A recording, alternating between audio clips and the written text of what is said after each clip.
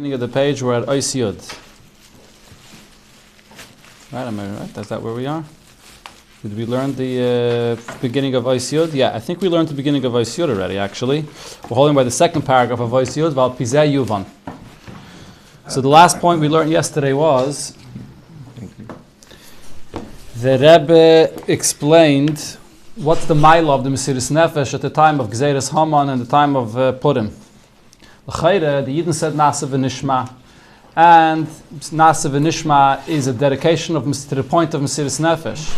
So why only when there's an actual situation in Golus by Gzeres Haman and the Yidden are there and ready to give up their life for Mesiris Nefesh, then is the Gemara Kabbalah. The potential and the acceptance is there right in the beginning. So the point that Rebbe said is because when you bring the Mesiris Nefesh down to the guf, when Yidden are in a matzav, when there's a lahashmid, larig, la'abed on the guf, and the Yidden continue learning Mesiris Nefesh, learning with Mesiris Nefesh, although their guf is in danger, so then they're bringing the Torah down to the tachtain. They're bringing the Torah, the Kabbalah is reaching also the lowest element of their existence, the guf as well, which is the whole kavanah of Matan Torah, to connect the Elyonim and Tachtainim. The potential, the acceptance, the neshama, the dedication, the screaming nasa v'nishma, that's the ruchnius, the neshama of the person. Bringing it down to the guf, that happens at the time of Gzeres Haman, when the entire Klal Yisrael is in the danger of lahashmad, larig, la'abed, and then they accept it also mitzad their guf. Let's continue inside. The next point, the Rebbe will return also to what he asked in the beginning of the Maamar, that there's something unique about Gzeres Haman and Purim, even more than Chanukah. And we connect the Kabbalah, the final and full acceptance of Torah, dafka to Purim, as opposed to Chanukah.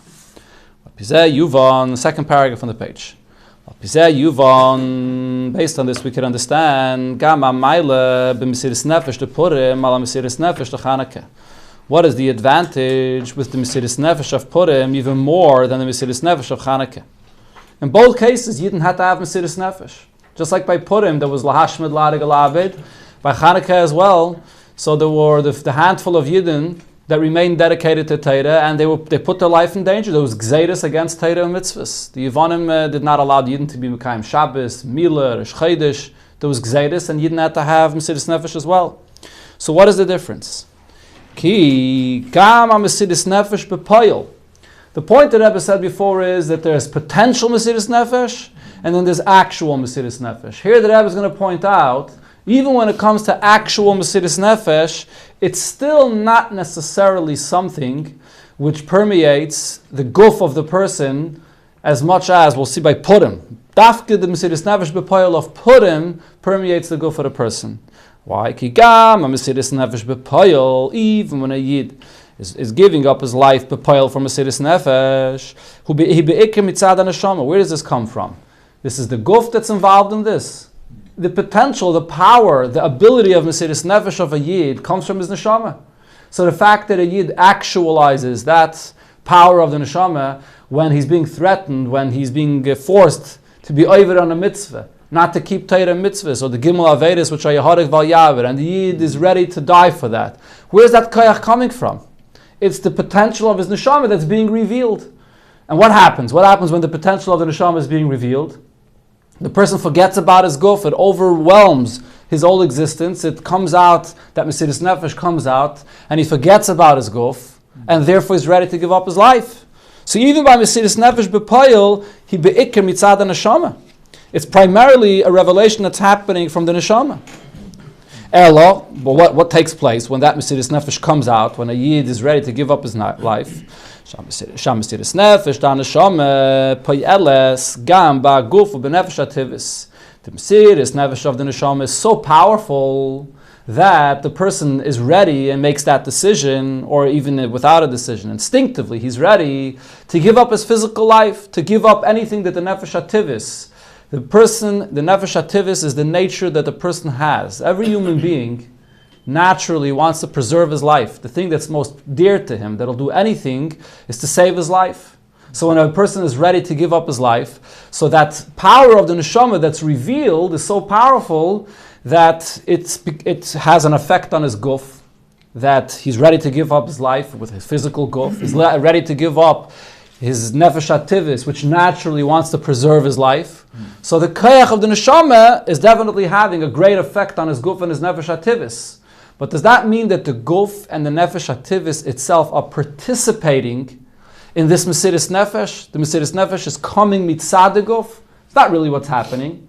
What's happening is that because the mitzvah, which is the connection between a Yid and the Eibishter, and that mitzvah, the Yid is not being allowed to fulfill that mitzvah, so that triggers the neshama to a very, very powerful degree.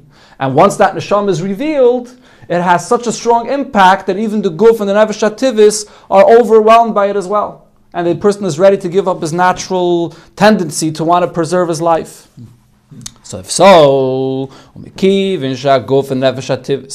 so since the physical body and the natural life, the natural instinctive feeling of a person that he wants to preserve his life, mitzad inyon nom, mitzad their perspective, mitzad what they want, hey mitzias, they are still an entity that exists, that has not, they are not the ones that are participating and making this Mesiris Nefesh happen. The Mesiris Nefesh is coming mitzad the neshama. So lachein, therefore, hagilui de matan teirem, revelation of matan teirem, which is all about what? Hachibur del yainim v'tachtainim, combining elyon and tachtain, bringing together the highest revelation and bringing it into the lowest place. Shenim shech behem ma'idei abitl de Mesiris Nefesh shemitzad haneshama. So even when that revelation comes down and is revealed, even when the Mesiris Nefesh is coming into actualization, when a person is actually giving up his life from Mesiris Nefesh, shemitzad haneshama, since all of this is the power of the neshama, hu dava neisef aleim, it's still like an added feature on the guf and the nefesh hativis. The guf, if you ask the guf itself, if you could separate in that moment, you can't really talk to a person's sense and you can't separate, but if you ask the guf itself and you ask the nefesh hativis itself, what do you want? What's your interest? I want to live. I want to have my physical life in this world. That's what the guf is. That's what the nefesh hativis is. The guf and the nefesh hativis doesn't want to die, doesn't want to give up its life. The neshama is so powerful that it overpowers that rotzen and that teva and that metzius of the guf, and therefore the person is ready to die. But what triggered everything? What brought everything? The fact that he was being threatened that he can't fulfill a mitzvah. The fact that he was being threatened of any of the three Averis, that he knows will separate his connection of his neshama to the Eibishter, and the Yid has such a strong feeling to be connected, so that triggers the koyach of the neshama to overcome the guf. That's what happens usually in a case of Mesiris Nefesh, like by Chanukah, and throughout most generations. What's the trigger of Mesiris Nefesh in most generations? It's gzeiris. It's gzeiris on Yidden not to fulfill Torah mitzvahs, like the gzeiris that we learned in the Gemara about Rabbi Akiva in the time of the Romans, and when there were gzeiris not to learn Torah. Throughout the generations, there was persecution, and primarily gzeiris on Yiddishkeit, gzeiris on Torah mitzvahs. That's what triggers the Mesiris Nefesh. So this is what's unique about Purim. So this is what's different and what's greater about the Mesiris Nefesh of Purim, that's not like the Mesiris Nefesh of Chanukah or most other instances when Yidden are being persecuted because of Yiddishkeit. Yidden are not being allowed to fulfill Torah mitzvahs. Shebepurim hayu betachlis habitul va'ashiflos gam mitzad haguf. At the time of Purim, what was the Gzeira? The Gzeira was lahashmid lareg ulabeit, to wipe out the Jewish nation, the physical body. The focus was not at all on the Yiddishkeit. The focus was to chas v'shalom eradicate the existence of the physical bodies of the Jewish nation. That's what the Gzeira was on. So where did the Yidden feel the pressure? The pressure was on the Yiddishkeit, that they can't express their connection to the Eibusher, they can't fulfill Torah mitzvahs. That's not where the pressure was. The pressure was physically, that the Yidden, for almost a full year, their physical life was in danger. Their guf was being threatened to be killed. That's what happened at this time. Shaharei hoyu hefker gomor. At that time, the entire Klal Yisrael was complete hefker. They were made totally. What's the word for hefker in English? They were made. Somebody? They were made completely available for anybody to go and kill them. There was a date set, and on that date, lashmid lareg ulabed, then anybody could come and chas v'shalom kill and wipe out the Yidden. L'chol mi sheyirtze. Derech hateva, and by natural means, lehoya derech linotzam, he said, there was nowhere to run because Achashverosh was a moshel bekippah. He was the ruler of the entire world. And Haman made the Gzeira on all of Klal Yisrael on one day. So you don't have no place to run. You have no time to go to hide. It's all in one day that everybody is going to Chas v'Shalom la'ashmid la'arigol la'abit to wipe out Klal Yisrael. So the Yidden felt that their physical life is worthless. A person feels like the day is coming. It's just a countdown to that day that my physical life is going to be taken away from me. That's the matzav that Yidden found themselves in at the time of Gzeiras Haman. So over here, when the Yidden had the strength to go and continue their dedication for Torah and mitzvahs, what's the pshat? What happened over here? Where did the Yidden feel the pressure? Where were they weakened? Where were they threatened? The Gashmis, their physical life. So when a Yid's physical life is being threatened, and still a Yid gathers the strength to continue being dedicated to Torah and mitzvahs, he has to fight back mitzad his guf. The main point there is he has to take and find the strength, even though his guf is what's being pressured, and his guf is being threatened that his life is going to has to give up his life, or he's going to die. And the Yidden have to fight back. So here, the Yidden brought the Mesiris Nefesh mitzad their guf. They were ready to fight back, even though their guf was betachlis hashiflus, and they should have been completely demoralized mitzad their guf. Still, the Yidden fought back and were ready to continue learning Torah and doing what they have to. Maybe instead of Holocaust, it's even Similar more. thing. I was thinking about it as I was here. It's even more. Because being kafir wouldn't help them. The what? Being kafir wouldn't help them. It was mamish, goof. Neshama, I don't care about the neshama. When I get rid of your goof. Very true. Very true. Yeah. So the Rebbe Bavarans now in the next part of the Maamar here, this point that you're just bringing up. So we have this distinction. Usually persecution against Klal Yisrael is regarding Yiddishkeit, Gzeiris on Yiddishkeit. Purim was different, that it was all about wiping out the physical body of and to get Chas v'Shalom eradicate the Jewish nation. But the question is, it does say clearly that even at the time of Purim, if Yidden would drop Yiddishkeit, they would let go of their Yiddishkeit, then that Gzeira would have been removed. So even if the Gzeira initially was about eradicating the existence of the Jewish nation physically, their physical bodies, but they had a way to save themselves by dropping Yiddishkeit.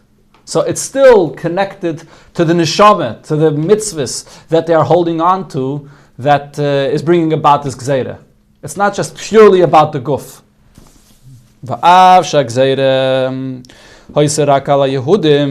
Although even by Purim, the decree is on the Yidden that are referred to as Yehudim.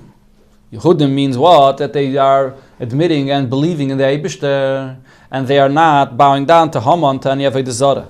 That's what the Gzeira was on. That's why throughout the Megillah, Yidden are called Yehudim, because the whole Gzeira was on their existence as an entity separate from all the Goyim called Yehudim. And if Yidden Chas v'Shalom would deny Hashem's existence, nothing would happen to the Yidden. As we quoted this earlier, that this is one of the great things that happened, that there wasn't even a machsheves chutz, even though they knew that they did have a way to save themselves. So the Rebbe said before, but if they would have given up Yiddishkeit and they would have just assimilated with the rest of the Goyim, then they would have been saved. So even here, their guf wasn't under pressure without any ability to save themselves at all. It was still all revolving around Torah mitzvahs. Their decision whether they want to keep dedicated to Torah mitzvahs.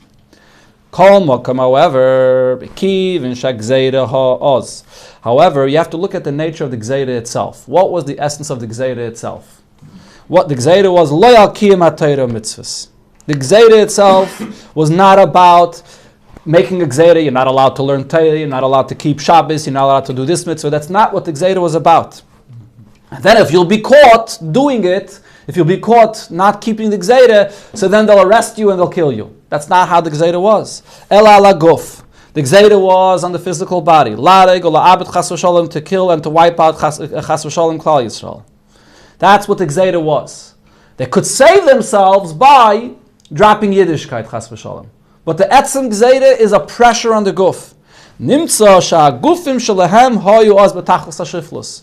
That's where the pressure was. The Yidden felt that their life is in danger. They didn't feel like Yiddishkeit is at stake. They felt like their life was in danger. That's where the main gzeira was.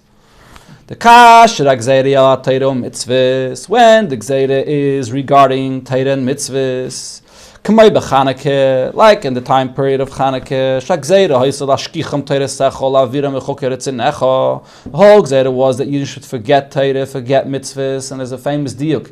And even in that itself, the Yevanim didn't mind that the Yidden should keep Torah and mitzvahs as a culture, as a tradition.